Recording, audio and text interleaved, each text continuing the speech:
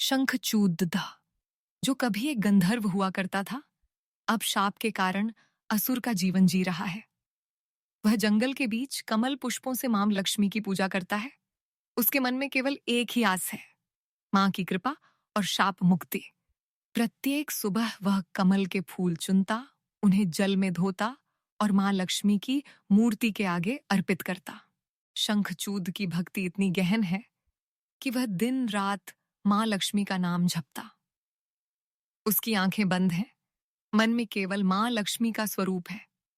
उसके हृदय से निकली प्रार्थना वातावरण में गूंजती है। हे मां, मुझे शाप मुक्ति दो, आपकी कृपा ही मेरा जीवन है। उसकी आवाज में वेदना और आशा दोनों मिलती हैं। मां लक्ष्मी वैभव और सौंदर्य की देवी कमल पर विराजमान है। उनका चेहरा तेज से दमक रहा है। उनके वस्त्र सुनहरे और आभूषण से सजे हैं। वत्स शंखचूड, तुम्हारी भक्ति ने मुझे प्रसन्न किया है। बताओ, तुम्हारी क्या इच्छा है? वातावरण में दिव्यता और करुणा का संचार हो जाता है। मां, मुझे केवल आपकी कृपा और मेरे शाप से मुक्ति चाहिए। राज्य की समृद्धि तभी संभव है आप साथ हों। मां लक्ष्मी मुस्कुराती हैं और उसे एक दिव्य शंख देती हैं। यह शंख तुम्हारे राज्य की रक्षा करेगा। इसकी ध्वनि से शत्रु दूर भागेंगे। तुम्हारा राज्य समृद्ध रहेगा। लेकिन ध्यान रहे, अहंकार से बचो।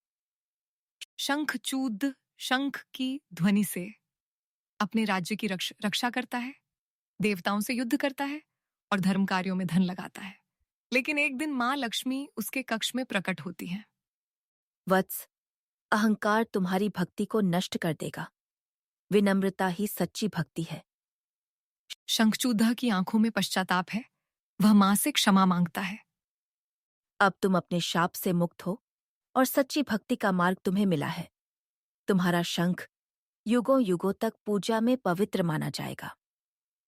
यह कथा आज भी दीपावली और पर्वों पर सुनाई जाती है, जिससे भक्तों को प्रेरणा मिलती है कि सच्ची भक्ति में अहंकार का स्थान नहीं।